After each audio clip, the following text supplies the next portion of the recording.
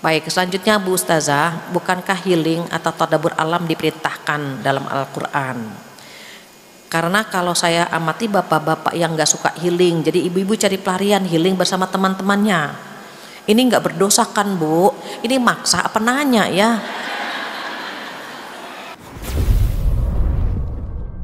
Bismillahirrahmanirrahim. Assalamualaikum warahmatullahi wabarakatuh. Waalaikumsalam warahmatullahi wabarakatuh. Ustazah, ana mau tanya, apakah surga suami terhalang oleh istrinya jika belum memuliakan istrinya?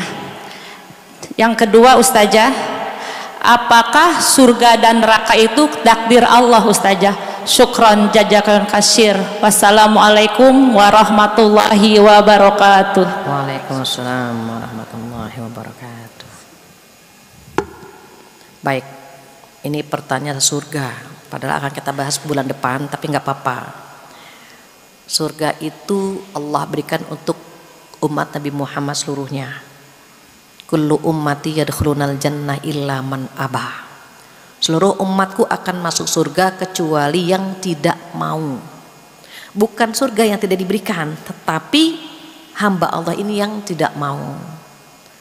Maka kemudian para sahabat bertanya, siapa yang tidak mau ya Rasulullah? Maka dia menjawab, man ata'ani dakhalal jannah wa man asani faqad aba.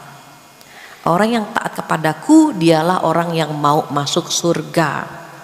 Dan yang bermaksiat kepadaku dialah orang-orang yang tidak mau masuk surga.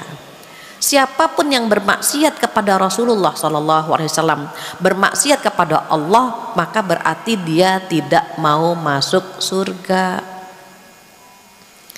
Baik itu suami maupun istri, kalau tidak taat kepada Allah dan Rasulullah SAW, berarti dia tidak mau masuk surga. Artinya apa? Suami menzalimi istrinya, suami misalnya tidak memberikan hak istrinya, oh dia terhalang pasti. Karena Rasul sudah menyampaikan, yang taat kepadaku dia yang masuk surga, yang bermaksiat dia yang tidak mau masuk surga. Siapapun berarti, istrinya atau suaminya atau anak-anaknya gitu ya, kalau tidak taat kepada Allah dan Rasulullah SAW, maka dia orang-orang yang tidak mau masuk surga. Bukan tidak diberikan surganya, tetapi dia yang memilih untuk tidak mau masuk surga. Pertanyaan kedua, apakah itu takdir? Saya balik nanya, ini ada air susu, ini air comberan, kita disuruh milih, kita milih air yang mana? Susu. Disuruh milih kan? Milih susu dong. Terus ada yang milih air comberan. Kenapa kamu milih air comberan? Takdir. Nggak bisa. Sama halnya surga dan neraka. Allah itu sangat demokratis. Allah sangat demokratis, kata Allah, jalan menuju ke surga, gitu ya, Rasulullah ya, jalan menuju ke surga dengan sesuatu yang kalian benci, dan jalan ke neraka dengan sesuatu yang kalian suka. Sudah dikasih bocoran nih sama Rasulullah SAW. Kita mau milih yang mana? Allah titipkanlah perangkatnya. Ada akal, ada pendengaran, ada penglihatan, ada mata hati dan seterusnya. Allah titipkan perangkat ini. Mau digunakan atau tidak? Sama halnya seorang bapak mencuri. Pak, kenapa mencuri? Takdir. Apakah bisa dikatakan takdir? Dia berhak memilih bagaimana mencari harta yang halal, dan dia bisa memilih. Kalau dia memilih yang haram berarti dia ke neraka, begitu seterusnya. Jadi tidak bisa dikatakan takdir. Saya ingat Umar bin Khattab pernah memukul seorang pria, lantaran pria ini ketika ditanya, kenapa kamu mencuri? Takdir. Dipukul sama Umar. Pria ini bertanya lagi, kenapa kau pukul aku? Takdir, kata Umar. Jadi bisa dijawab ya. Assalamualaikum warahmatullahi wabarakatuh. Waalaikumsalam warahmatullahi wabarakatuh. Sebelumnya Bu, saya ingin menjelaskan pengalaman hidup saya. Saya terlahir dari keluarga yang broken home. Ayah saya menikah lagi dan mempunyai anak. di dalam pernikahan bersama ibu saya. Jadi ayah saya lebih memilih istri barunya, meninggalkan ibu saya, menceraikan ibu saya. Dan pertanyaan saya adalah, apakah saya berdosa jika saya lebih memilih untuk menghindari orang-orang yang membuat saya sakit hati dan mengurangi komunikasi dengan mereka, termasuk ayah saya? Terima kasih. Baik. Ya, ketika ayah ibu bercerai, itu biasanya korbannya siapa? Anak. Yang sedih anak, yang sakit hati anak, gitu ya. Kenapa anak-anak diuji lewat orang tua yang berpisah? Karena Allah tahu anak ini akan kuat kalau diuji lewat orang tua yang berpisah. Terus bagaimana sikap kita kepada ayah atau orang-orang yang sudah menyakiti kita? Kepada orang tua kita harus hormat.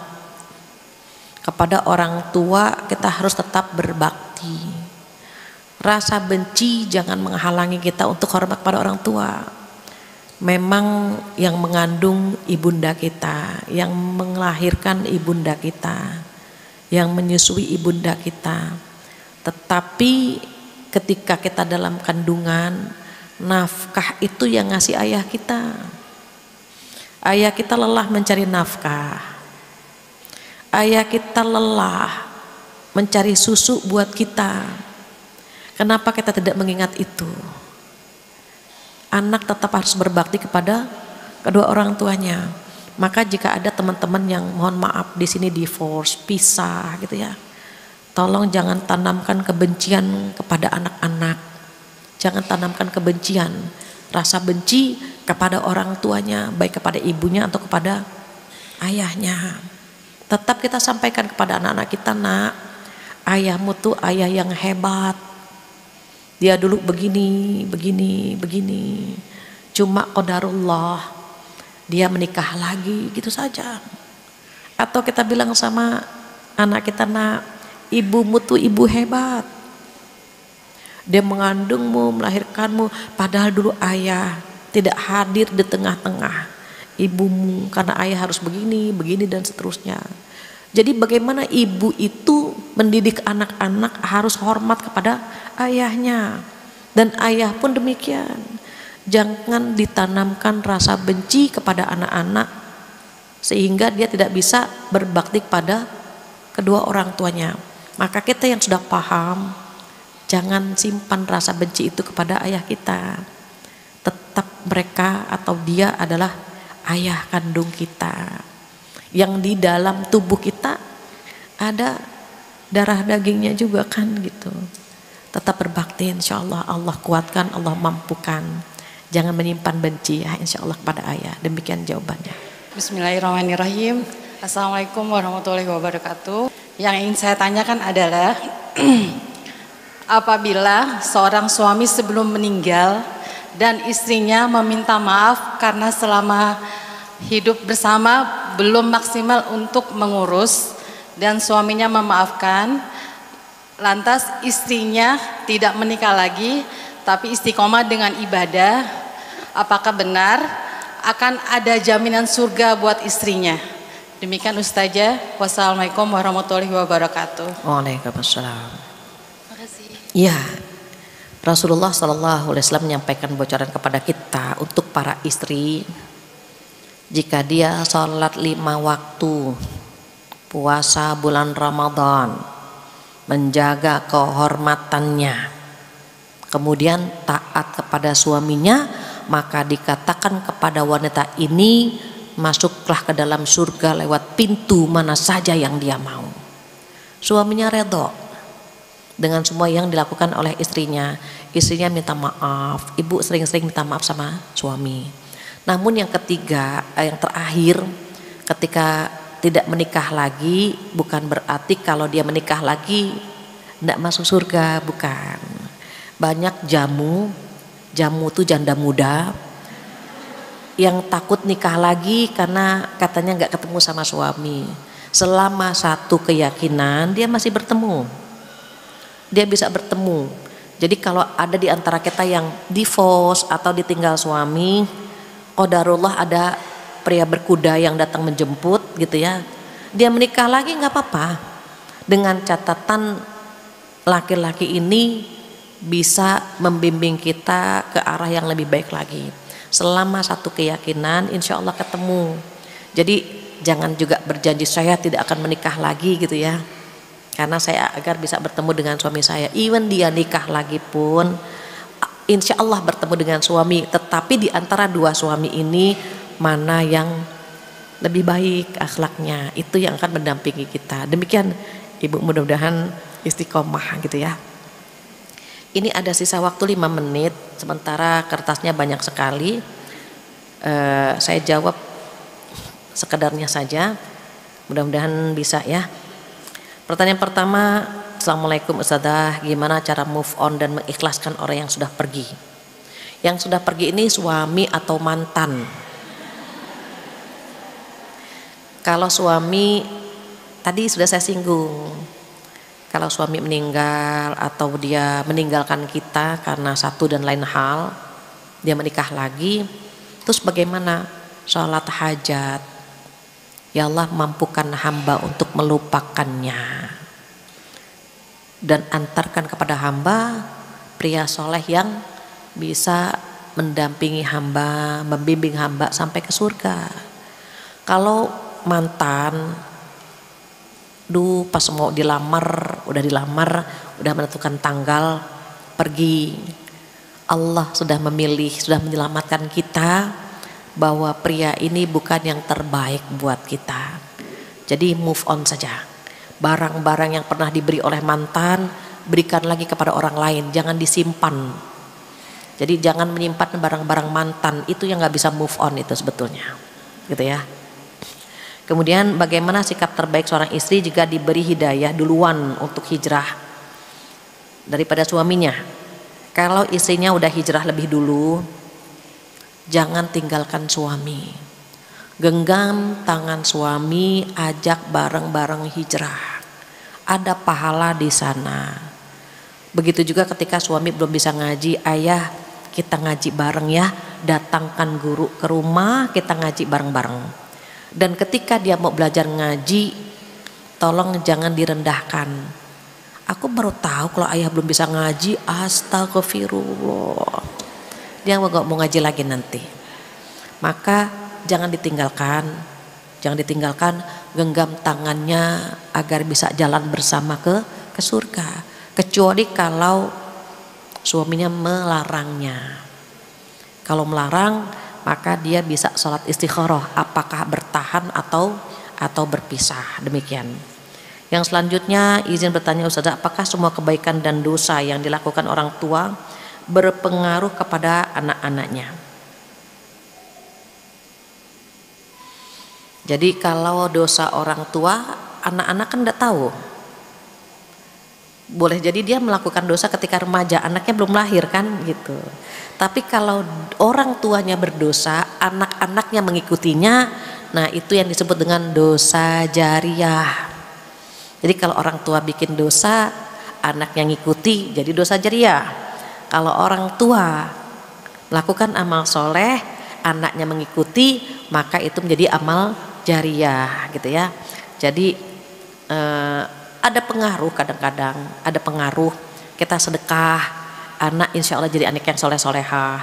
Kita rajin sholat malam, anak insya Allah punya akhlak yang baik. Begitu seterusnya. Jadi kalau amal soleh bisa berpengaruh ke anak, khawatir juga gitu ya, amal buruk bisa menurun atau berpengaruh kepada anak-anak. Karena dia melihat ayahnya, dia melihat ibunya begini-begini, boleh jadi dia mengikuti. Maka bukan seperti penyakit dia genetik, bukan. Karena dia melihat bagaimana orang-orang di sekitarnya. Demikian. Baik, kemudian yang selanjutnya, saya dan teman-teman suka nonton film di bioskop. Pertanyaannya, apakah nonton film di bioskop itu dosa? Tergantung apa yang dia tonton dan bersama siapa. Yang dia tonton siksa dalam kubur, Kemudian gitu ya, dia pergi sama suaminya. Kalau dia takut dia pegangan suaminya, nggak apa-apa.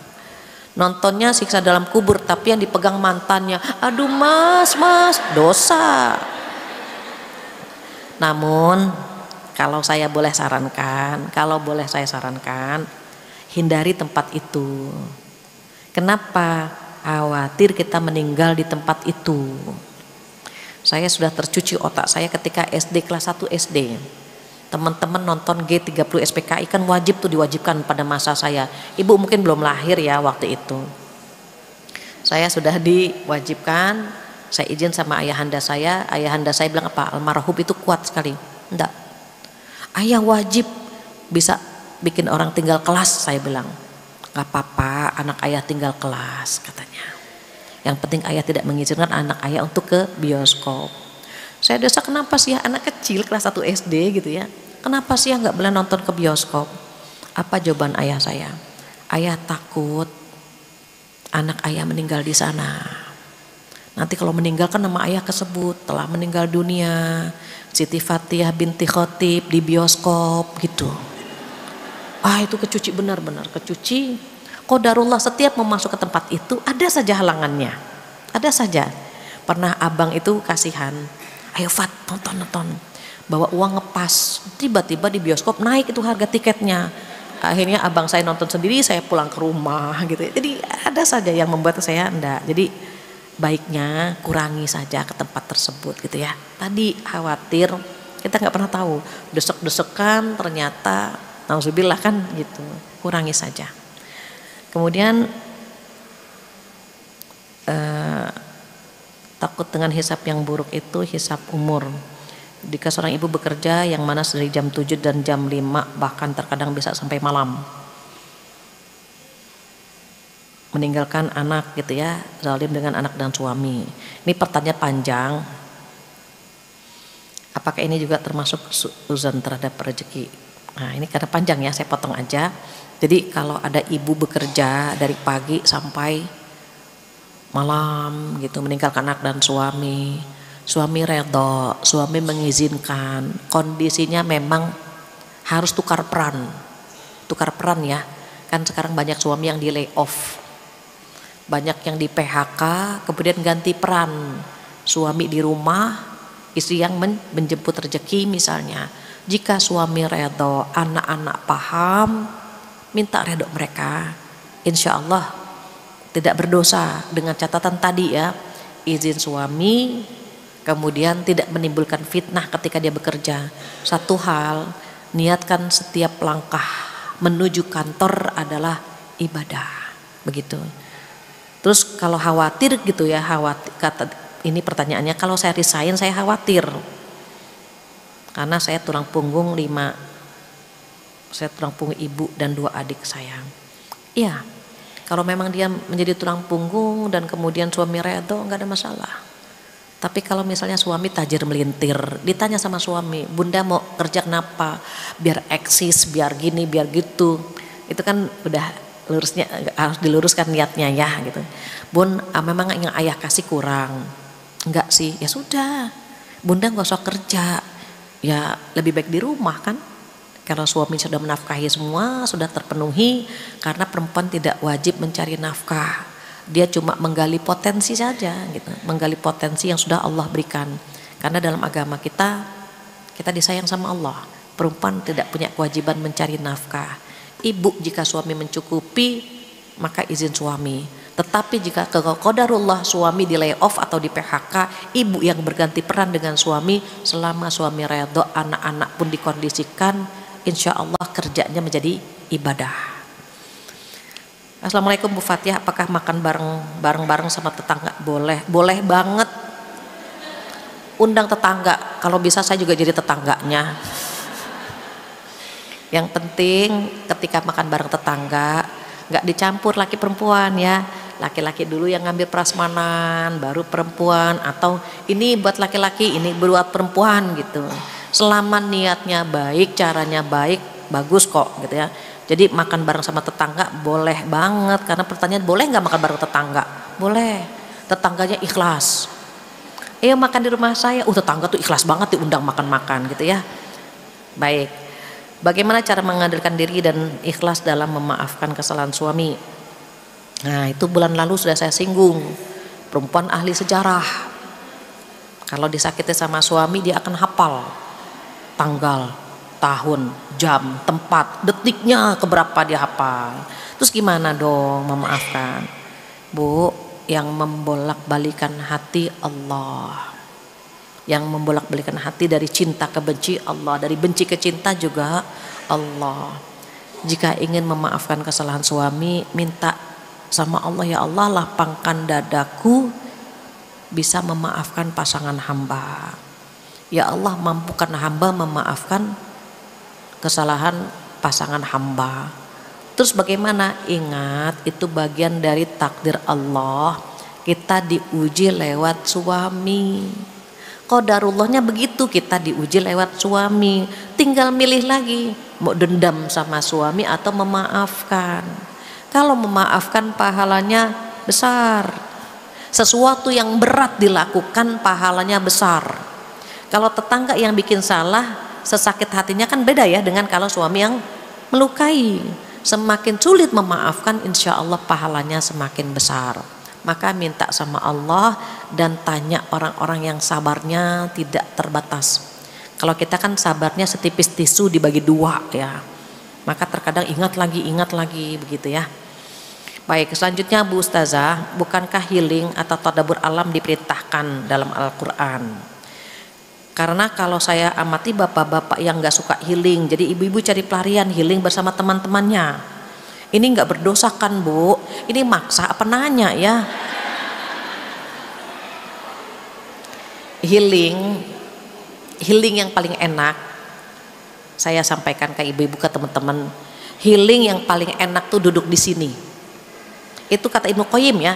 Ibnu Qayyim menyampaikan kepada kita healing, menenangkan hati itu 3 tempat. Pertama di majelis ilmu. Kedua membaca Al-Quran atau mendengarkan orang baca Quran. Sebelum saya datang kita baca Quran dulu kan udah healing di sini. Ketiga apa? Berdua-duaan dengan Allah di sholat malam.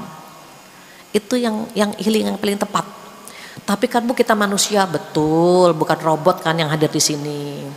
Kalau manusia butuh healing boleh tadabbur kita kemana. Tapi syaratnya izin suami. Jangan ayah nggak ada laki-lakinya, ayah nggak usah ikut. Itu berarti kan melarang suaminya. Bukan suaminya nggak mau ikut, tetapi sudah dikasih warning. Yang ikut nih bu ini, nggak ada bapak-bapak ayah. Tapi kan ayah mau ikut, nggak usah. Nah itu kan berarti beda tuh ya. Kecuali kalau memang ya udah bunda pergi sama teman-teman, udah diizinkan pergi nggak apa-apa.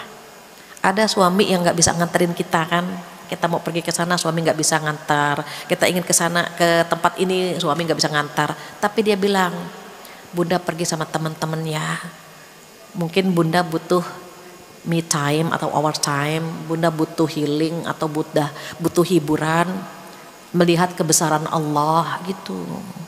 Jadi healing itu melihat kebesaran Allah lewat ciptaan-ciptaan Allah gitu ya, atau bagaimana Allah sudah menghancurkan negara-negara yang menghancurkan agama Allah. Ya nggak apa-apa, boleh gitu ya, tapi satu hal, jangan meninggalkan sholat. Letakkan dahi kita sujud di bumi Allah. Di setiap kita pergi letakkan dahi kita di bumi Allah, titipkan anggota tubuh kita ini tetap bersujud kepada Allah Subhanahu wa Ta'ala. Baik, selanjutnya izin bertanya, saya anak dari kedua orang tua yang beragama beda, ibu Muslim dan ayah Kristen. Sampai saat ini saya masih belum bisa ikhlas dan masih denial ya ketika ingin berbuat baik kepada ayah karena masih kecewa. Bagaimana cara agar saya ikhlas dan redho agar bisa ke surga? Mungkin jawabannya hampir sama dengan yang divorce tadi. Kalau ibu Muslim ikuti ibu, alhamdulillah kita beragama Islam ikut ibu. Tetapi ayah kita pun wajib dihormati, wajib wajib berbakti. Kecuali kalau dia mengajak kepada durhaka. Jadi taat kepada suami atau orang tua selama tidak melanggar Allah. Kalau melanggar Allah maka tidak boleh taat gitu. Nggak perlu taat kepada suami ataupun kepada orang tua jika melanggar Allah. Kenapa harus kecewa? Karena dia beragama berbeda misalnya. Kita doakan saja. Doakan orang tua yang beda agama. Alhamdulillah mayoritas di sini turis ya. Turis turunan Islam. Jadi kita dikasih anugerah bisa menyembah Allah dengan leluasa karena orang tua kita beragama Islam. Kemudian assalamualaikum Bu Fathia. Waalaikumsalam. Bu Fathia, bolehkah saya tidak membuka aib orang lain karena saya tidak mau sebenarnya, tapi kalau tidak saya buka takut juga berdampak buruk untuk saya. Maksudnya gimana nih? Kalau kita menutup aib orang lain, maka Allah akan menutup aib kita di hari kiamat. Kalau kita menolong saudara kita, Allah akan menolong kita. Kalau kita menahan marah kepada saudara kita, Allah akan menahan murkanya. Jadi begitu. Kalau kita bisa menutup aib saudara kita itu lebih baik. Karena kelak Allah akan menutup aib kita di hari kiamat. Aib kita juga banyak. Kita pengen banget Allah menutup aib kita di hari kiamat, maka tutuplah aib saudara kita. Begitu. Assalamualaikum Bu Fathia. Waalaikumsalam. Izin bertanya, ilmu akan dihisab. Saya takut karena saya sebagai pengajar baca tulis Al-Quran merasa belum pantas menjadi pengajar yang baik karena menganggap ilmu saya belum cukup. Apakah saya berhenti mengajar? Jadi kalau kita sudah tahu ilmu dihisab, justru kita akan semangat ngajar. Kalau berhenti nanti ditanya, kenapa nggak ngajar? Sama halnya begini, ada jamaah saya izin, Bu Fathia saya izin ya, besok saya tidak ngaji lagi. Saya bilang kenapa? Habis kalau ngaji saya jadi tahu. Dulu saya nggak tahu kalau ngerumpi dosa. Pas saya ngaji saya tahu ngerumpi itu dosa. Berarti lebih baik saya nggak ngaji kan? Dia bilang. Saya bilang ketika orang tidak menuntut ilmu, tidak punya ilmunya, Allah akan nanya, kenapa waktu kamu tidak tahu hukumnya, kenapa kamu tidak ngaji? Ditanya juga, bukan berarti orang-orang yang tidak punya ilmu nggak dihisap, ditanya juga. Kenapa kamu nggak bertanya? Kenapa kamu tidak duduk di majelis ilmu? Tetap ditanya. Enaknya kalau kita punya ilmu, kemudian kita mengamalkannya, kita dapat 2 pahala. Gak usah jauh-jauh. Contoh ya, kita baca Quran. Kita tahu kan membaca Al-Quran dengan benar hukumnya fardu ain, sementara mengajarkannya fardu kifayah. Karena kita tahu membaca Al-Quran dengan benar adalah fardu ain, wajib. Jadi ketika kita baca dengan benar, pahala. Sementara yang bacanya tidak benar, gitu kan? Itu dan gak belajar, dia berdosa. Tapi kalau dia belum bisa belajar, belum bisa membaca dengan benar, terus dia belajar, pahala terbata-batanya sama pahala membaca Al-Quran. Tapi kalau kita membaca dengan benar, di hari kiamat kita akan dibangkitkan bersama para malaikat. Apa nggak pengen dibangkitkan bersama para malaikat gitu kan? Jadi ya kita termotivasi bisa membaca Al-Quran dengan benar dan kita mengajarkannya. Apa kata Rasulullah? Khairukum man ta'allamal Qur'an wa 'allamah. Sebaik-baik kalian adalah yang belajar membaca Al-Quran dan mengajarkannya. Nggak pengen menjadi hamba terbaik, nggak pengen menjadi sebaik-baik umat. Karena kata Rasulullah, khairukum, sebaik-baik kalian itu yang belajar membaca Al-Quran dan mengajarkannya. Jangan berhenti. Berarti kalau berhenti ada kemunduran. Karena harusnya kita menjadi sebaik umat, akhirnya tidak jadi stempel tersebut diberikan kepada kita begitu. Terus bagaimana? Tugas kita belajar lebih baik lagi begitu. Tanpa meninggalkan pengajaran tadi ya, tetap mengajar jadinya. Kemudian ya, saya izin bertanya perihal pernikahan. Belakangan ini banyak selebgram dengan berbagai kasus dihubungkan pernikahan menjadi viral. Nah, entah cerai atau bahkan baru saja beberapa hari lalu ada kejadian KDRT. Pertanyaannya apa nih? insya Allah akan segera menikah, pasti ada rasa khawatir walaupun tetap istikharah. Menurut Ustazah, tanggapan kita harus bagaimana agar tidak memiliki kekhawatiran terhadap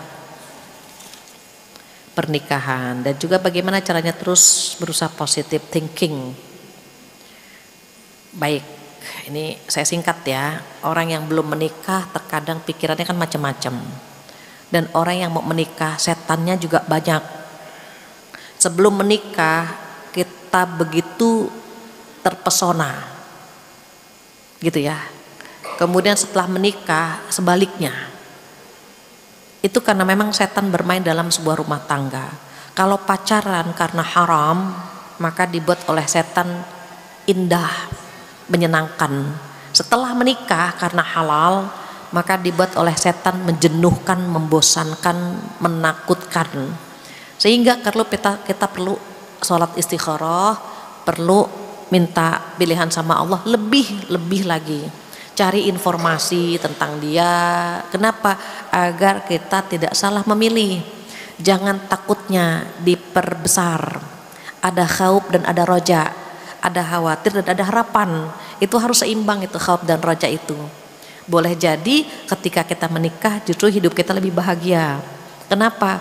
Kalau sudah nikah ibadah kita tuh gampang. Pegangan tangan pahala, bersolek pahala, ngobrol bercanda pahala. Beda dengan orang pacaran, bercanda dosa, pegangan dosa gitu kan.